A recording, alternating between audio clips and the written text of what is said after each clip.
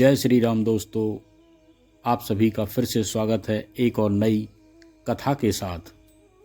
और मैं आशा करता हूं कि आप सभी स्वस्थ होंगे, मस्त होंगे। और मैं भी भगवान से प्रार्थना करता हूं कि आप हमेशा स्वस्थ रहें और मस्त रहें। तो दोस्तों, आइए जानते हैं अपने सनातन धर्म और संस्कृति को। एक कथा, यमराज को क्यों लेना पड़ा अवतार विदुर रूप में। मैत्रेय जी ने विदुर जी से कहा, मांडव्य, ऋषि के शाप के कारण ही तुम यमराज के दासी पुत्र बने। कथा कुछ इस प्रकार है। एक बार कुछ चोरों ने राजकोष से चोरी की। चोरी का समाचार फैल गया। राज्य कर्मचारी चोरों की खोज में भागे। चोरों का पीछा किया। चोर घबरा गए। माल के साथ भागना मुश्किल था। मार्ग में मांडव्य ऋषि का आश्रम आया। चोर आश्रम में चले गए। चोरों ने चोरी का सारा माल आश्रम में ही छिपा दिया और वहां से भाग खड़े हुए। सैनिक पीछा करते हुए मांडव्य ऋषि के आश्रम में आ गए। छानबीन की, चोरी का माल बरामद कर दिया। मांडव्य ऋषि ध्यान में थे। राज्य कर्मचारियों की भाग दौड़ की आवाज से उनका ध्यान भंग हुआ और उन्होंने मांडव्य ऋषि को ही चोर समझा। उन्हें पकड़ लिया और राजा के पास ले गए। राजा ने फांसी की सजा सुना दी। मांडव्य ऋषि को वध स्थल पर लाया गया। वह वहीं गायत्री मंत्र का जाप करने लगे। राज्य कर्मचारी उन्हें फांसी देते, लेकिन मांडव्य ऋषि को फांसी न लगती। कर्मचारी और स्वयं राजा भी हैरान हुआ, ऐसा क्यों हो रहा है। फांसी से तो कोई बचा ही नहीं अभी तक, लेकिन इस ऋषि को फांसी क्यों नहीं लग रही है, क्या कारण है।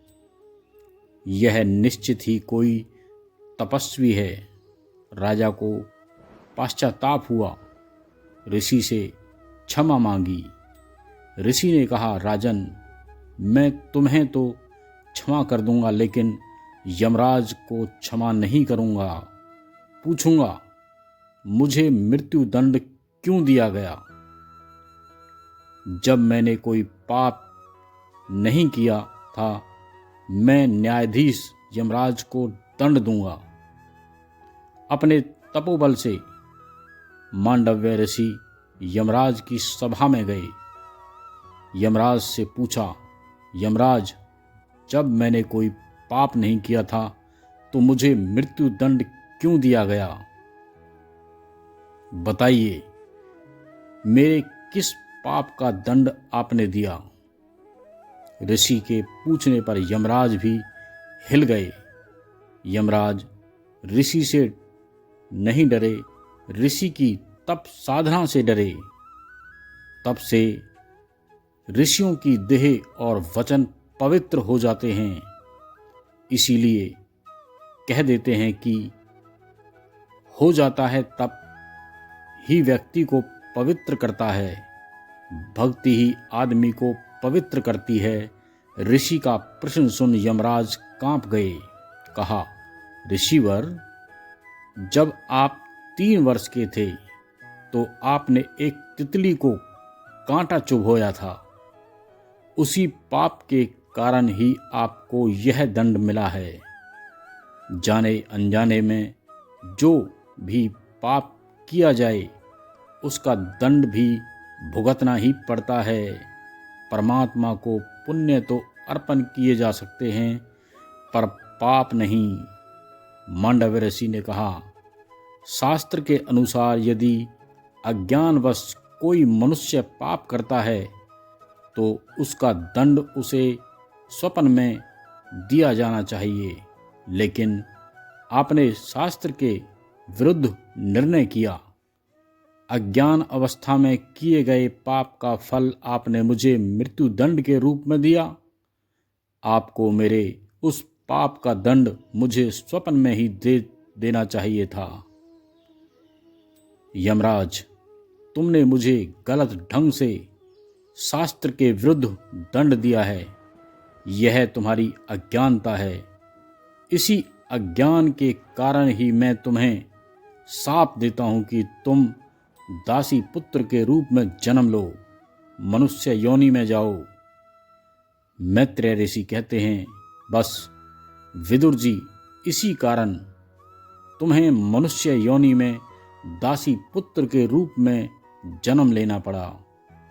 तुम कोई साधारण मनुष्य नहीं हो, तुम तो यमराज का अवतार हो। कोई किसी की उंगली काटेगा तो उसकी उंगली भी एक दिन जरूर कटेगी।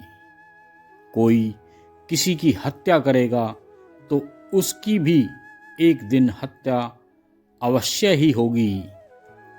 बचपन में ऋषि मांडव्य ने तितली को कांटा चुभोया था, इसीलिए सूली पर चढ़ना पड़ा, और यदि तितली मर जाती तो ऋषि को भी मरना पड़ता। तो दोस्तों, आपको ये कथा कैसी लगी? मैं आशा करता हूँ कि आपको अच्छी लगी होगी, क्योंकि इसमें हमारे सनातन की संपूर्ण जानकारी मिलती है।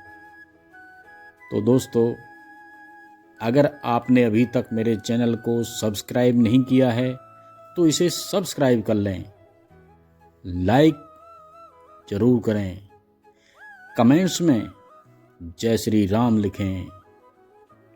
और अब हम फिर मिलते हैं एक और नई कथा के साथ। जब तक के लिए जय श्री राम। और वैसे भी अभी जो समय हो रहा है सुबह का 1:10 हो चुके हैं, तो चलिए चलते हैं। जय जय श्री राम।